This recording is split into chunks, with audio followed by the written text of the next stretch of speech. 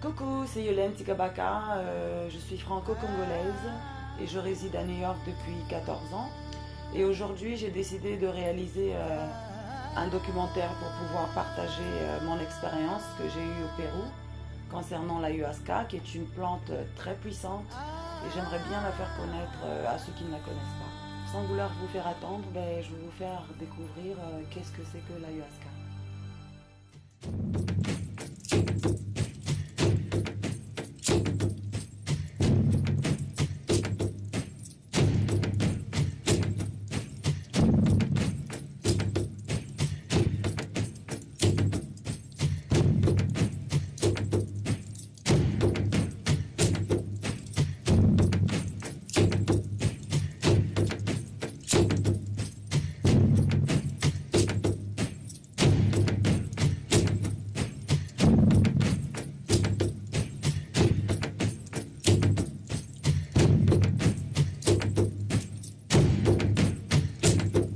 L'ayahuasca est un breuvage 100% médicinal composé de deux plantes, le chacruna et l'ayahuasca. C'est bouilli séparément pendant des heures et ensuite assemblé. Et ça finit par donner une pâte qui ressemble à du miel, mais bon, ça n'a rien, ça n'a pas le goût du miel du tout, non.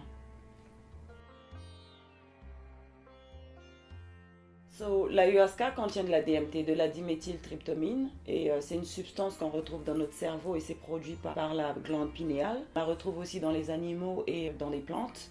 Grâce à cette DMT, une fois qu'on ingurge l'ayahuasca, ça fait qu'on a beaucoup de DMT dans notre corps et ça nous permet de voyager à travers le monde spirituel.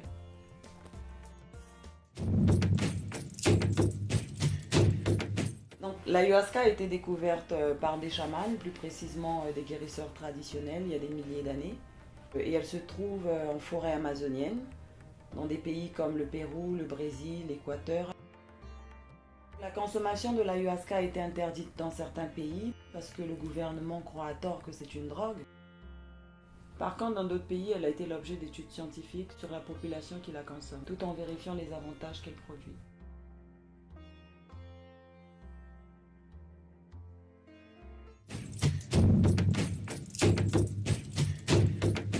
L'ayahuasca est utilisé pour des nettoyages énergétiques, des nettoyages physiques, pour des personnes qui veulent se reconnecter avec leur moi divin, leur conscience, la partie de notre conscience qu'on n'utilise pas. En gros, elle fonctionne à un niveau corporel, émotionnel, psychologique et spirituel.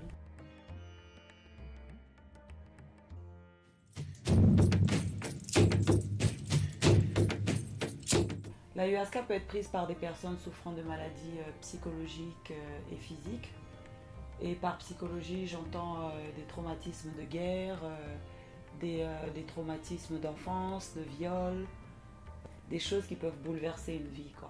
En fait, je fais référence à tout ce que j'ai entendu quand je suis allée faire des retraites spirituelles parce que où je suis allée à Orlando, on était 40 et les gens partageaient un peu pourquoi ils étaient là, quoi. Donc il y avait des vétérans, il y avait des personnes qui avaient des mal d'être depuis qu'ils étaient enfants, d'autres qui avaient des mésententes avec leurs parents. Il y a des gens que j'ai rencontrés aussi qui étaient là pour des problèmes d'alcoolémie, d'autres qui étaient là pour des problèmes de drogue. Mais eux, par contre, quand ils prennent, ça commence à agir en eux. C'est pas qu'ils arrêtent de boire l'alcool tout de suite. Parce que pour arrêter de boire l'alcool avec l'ayahuasca, je pense qu'il faut faire une grande retraite. Et c'est des gens qui vont là-bas pour 1 mois, 2 mois, où ils arrêtent complètement de prendre l'alcool. Donc en gros, l'ayahuasca peut être prise par toutes sortes de personnes, toutes sortes d'âges, hommes, femmes. Et pour les enfants, c'est conseillé de le prendre à partir de 13 ans.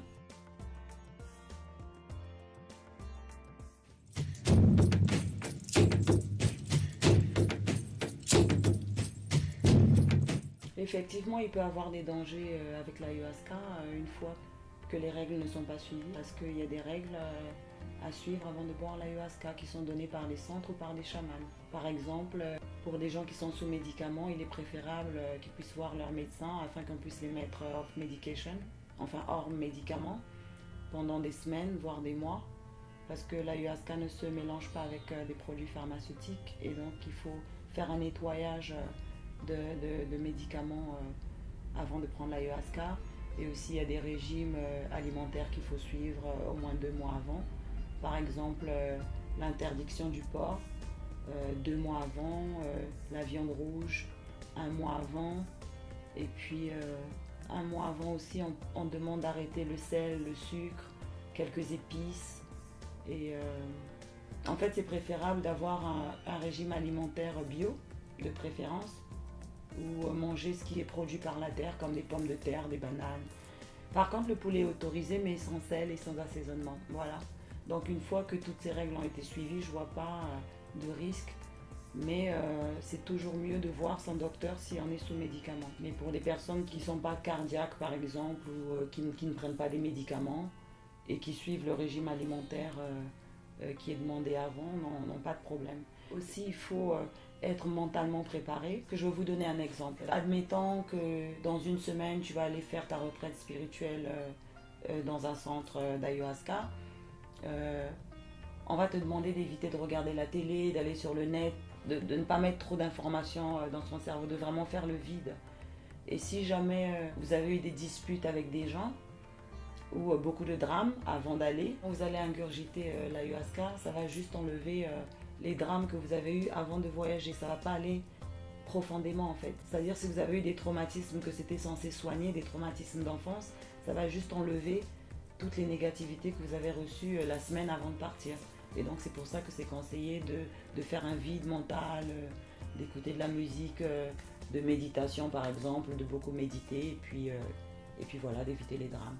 Avant d'aller au Pérou ou dans une retraite spirituelle quelconque de l'ayahuasca, il faut savoir choisir son chaman. Soit je conseille aux gens d'aller quand il a été recommandé par quelqu'un ou qu'il a vraiment fait ses recherches.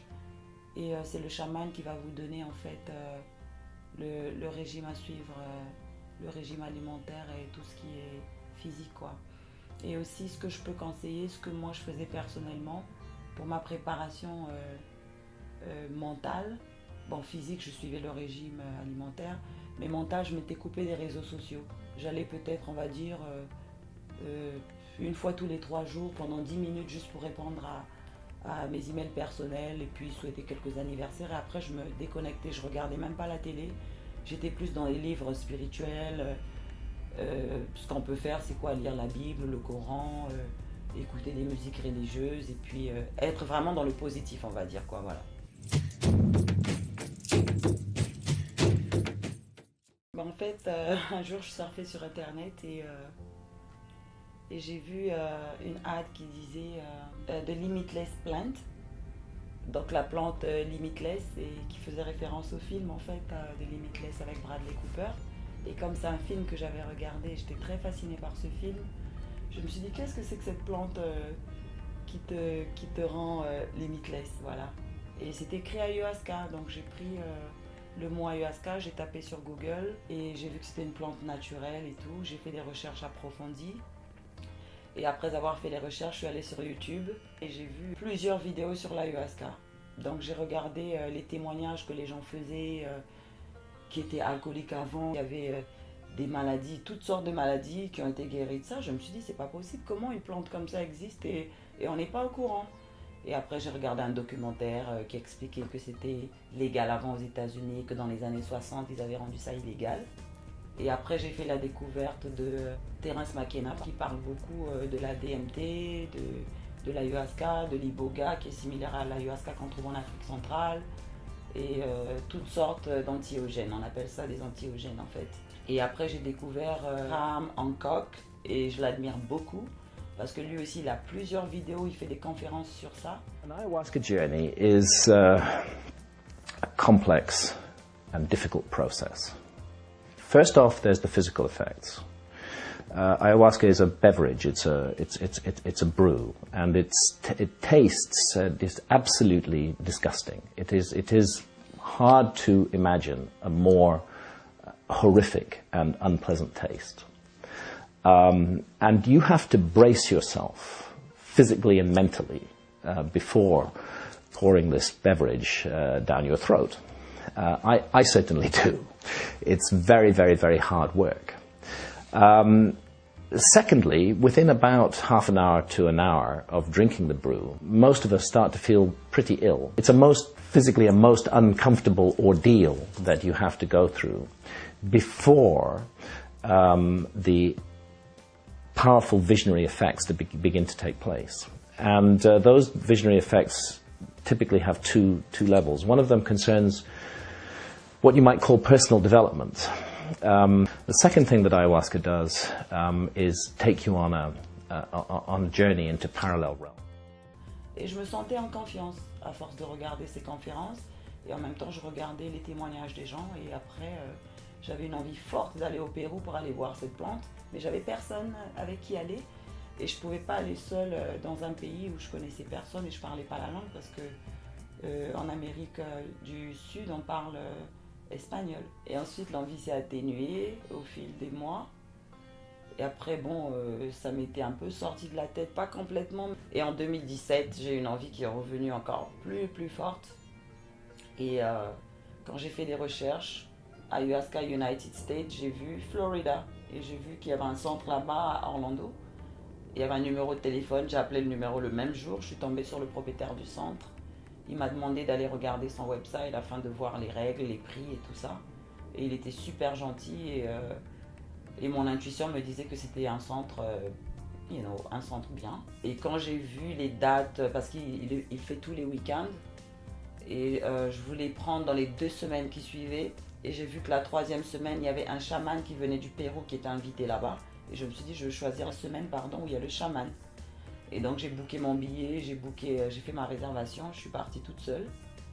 Et j'ai fait un week-end de 3 jours, vendredi, samedi, dimanche. Donc 3 séances d'ayahuasca. Ça avait complètement changé ma vie. Je pense que la première fois où j'ai bu ça, c'était le plus beau jour de ma vie, après avoir donné naissance à mon fils. J'étais tellement fascinée par tout ce que j'avais découvert 2 mois, que j'ai décidé de repartir le mois d'après. Et j'ai encore booké un billet, j'ai booké encore une réservation au centre d'ayahuasca qui est à Orlando. Je suis allée pour la 2e fois et j'ai fait la rencontre d'une amie à moi qui habite dans le New Jersey. Et c'est elle qui m'a motivée d'aller en avril 2018. On a fait le voyage, on est allé chez le chaman qu'on avait rencontré à Orlando. Et voilà, on est parti pour une retraite de 15 jours et là-bas c'était complètement différent de ce qu'on fait sur place, parce que sur place c'est quoi, 2 jours, 3 jours. Et là-bas, c'est dans la forêt amazonienne. Et c'est plus, je pense que les énergies sont plus pures. Et puis, on est vraiment éloigné de tout, de la télé. On est coupé du monde, quoi. Et donc, c'était vraiment, comme on dit en anglais, it's a priceless experience. C'est une expérience qui n'a pas de prix, quoi. Voilà.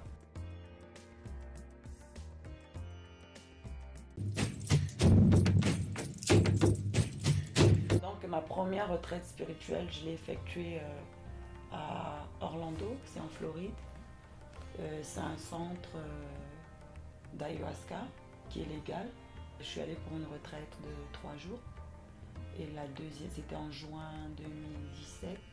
Et la 3e fois, c'était en 2018, le grand voyage que j'ai fait. Donc on est parti pour 15 jours et là-bas, c'était vraiment, comme on dit en anglais, life changing. Ça a complètement changé ma vie interne et ma perception de voir les choses, quoi, voilà. Le centre spirituel du Pérou appartient à Don Gaspar, qui a toute sa famille là-bas, sa femme, sa tante et ses enfants. Ils ont une super grande, il a un domaine en fait, et son centre peut recevoir 14 personnes. Salut, c'est Yolène. Bon ben là on est arrivé à Acapulco, right? Pucallpa. Sorry. On est à Pucallpa, au Pérou, voilà, pour une retraite spirituelle. Et donc là, on est chez la famille du chaman qui s'appelle Don Gaspar, que j'ai eu l'occasion de rencontrer 2 fois à Orlando pour 2 séances différentes d'ayahuasca. Donc là, on est venu là où il habite, dans son fief. Et ici, ça sera plus drastique que ce qu'on a eu à New York. Voilà. Donc voici la chambre où on va dormir. Et puis ils ont un Maloca, c'est là qu'on fait les séances d'ayahuasca.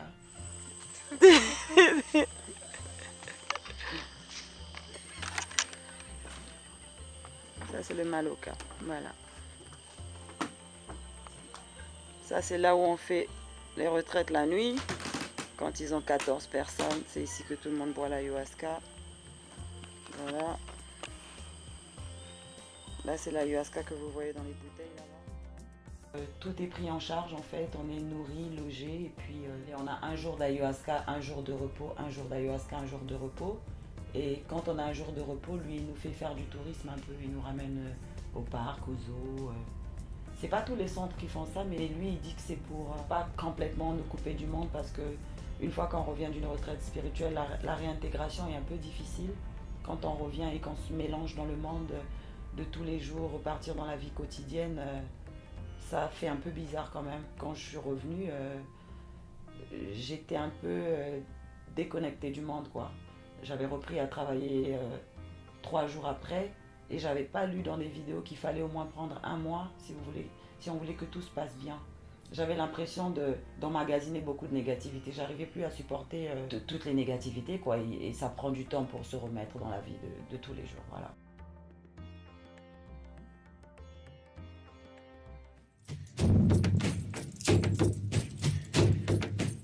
Une cérémonie d'ayahuasca, elle se déroule simplement.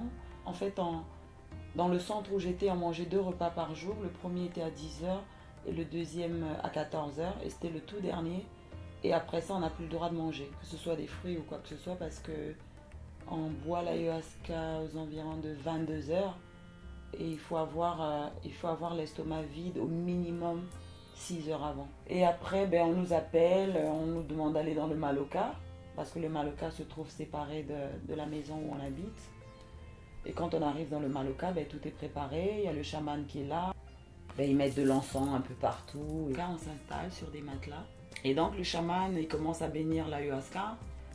Il demande à l'univers de nous protéger et aussi il appelle mode ayahuasca parce qu'on dit que c'est une entité divine qui est derrière cette plante et on l'appelle mode ayahuasca, maman ayahuasca. Et il nous donne la portion que chacun de nous doit boire. C'est environ 50 millilitres qu'on nous donne, tout simplement. C'est pas un grand verre, c'est 50 millilitres. Ça, c'est la première dose qu'on nous donne. Et le premier jour, on vous donne une faible dose. C'est un ayahuasca qui est préparé mais léger pour voir comment ça agit avec votre organisme. Et le deuxième jour, il augmente la dose. Troisième jour, il augmente au fur et à mesure. Parce qu'il y a plusieurs types d'ayahuasca. Le seul dont je me rappelle, il y a un qu'on appelle ayahuasca serpente. C'est le plus fort. C'est celui qui donne beaucoup de vision. Et voilà, c'est des souvenirs que j'ai. Et ensuite, on nous met des seaux devant nous. Ça, c'est pour la purge. Parce que une fois qu'on ingurgite l'ayahuasca, on se sent malade au moins pendant 30 à 40 minutes. Ça peut durer 1 heure, mais on va dire 40 minutes. On va transpirer à grosses gouttes, vomir, avoir des diarrhées aussi. Ça dépend, chaque personne réagit différemment. Moi, je sais que ça me rend mais vraiment complètement malade, au point de regretter pourquoi je l'ai bu, mais je sais ce qui vient après, donc c'est pas que c'est un regret, mais c'est le prix à payer. Et en général, une fois qu'on vomit, après avoir vomi, on se sent un peu mieux. On sent maintenant que toutes les douleurs commencent à diminuer. Et après, maintenant, c'est les visions qui commencent. Et quand les visions commencent, je sais pas comment expliquer ça, mais on peut voir des trucs un peu comme ce qu'on voit dans les science-fiction. On dit en fait que quand l'ayahuasca rentre dans nous, ça va détecter en fait toutes les anomalies et les visions maintenant qu'elle va avoir vont se focaliser sur ça.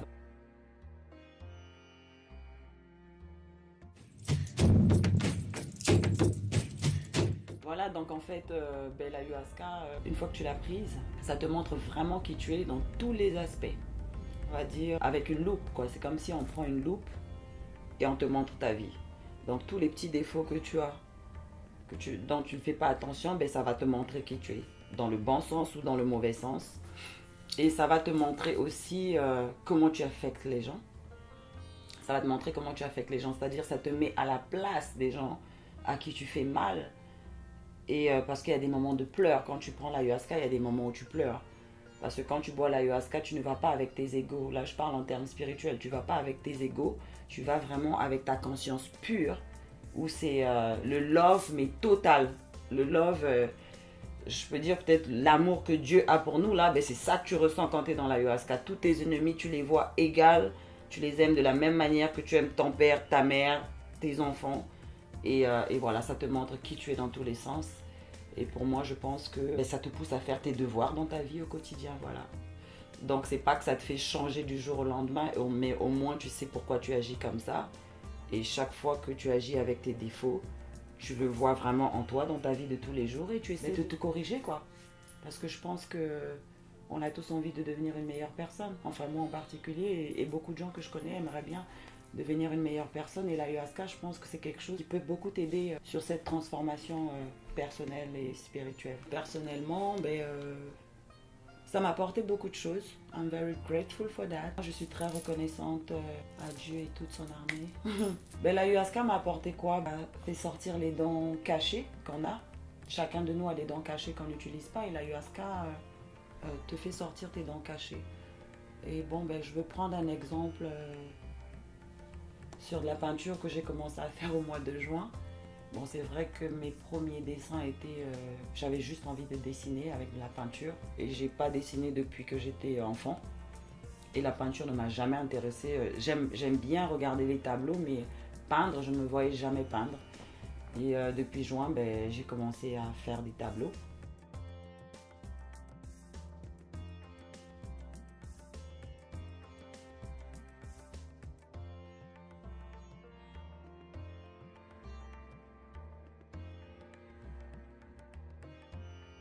Et aussi, l'astrologie m'intéressait beaucoup il y a quelques années, depuis que j'avais commencé la spiritualité en 2009. Mais quand je suis revenue du Pérou au mois de juillet, je me suis inscrite dans une école où je suis en train d'apprendre l'astrologie. C'est pour devenir astrologue et je ne me voyais jamais devenir astrologue. Ça, c'est des choses que l'ayahuasca m'a apporté. Et ça m'a rendue encore plus sensible au niveau des énergies des gens autour de moi. Je fais un boulot où je rencontre beaucoup de gens tous les jours. J'arrive à sentir, c'est-à-dire que je deviens de plus en plus sensible. Je sens les énergies des gens plus qu'avant en fait. J'ai appris à plus écouter la voix qui nous empêche de faire certaines choses. Parce que je pense qu'on l'a toutes, mais on n'écoute pas beaucoup. Et c'est pour ça qu'on dit des fois, oh, pourtant, quelque chose m'avait dit de ne pas faire ceci. Et donc, je suis plus à l'écoute de cette voix-là. Pas à 100%, mais plus qu'avant. Et voilà. Voilà donc la conclusion que je voulais apporter au sujet de l'ayahuasca. Je veux bien qu'on soit d'accord, je ne fais pas de publicité sur l'ayahuasca. C'est juste que je suis une personne qui adore partager mes expériences profondes, en particulier avec les gens qui m'entourent.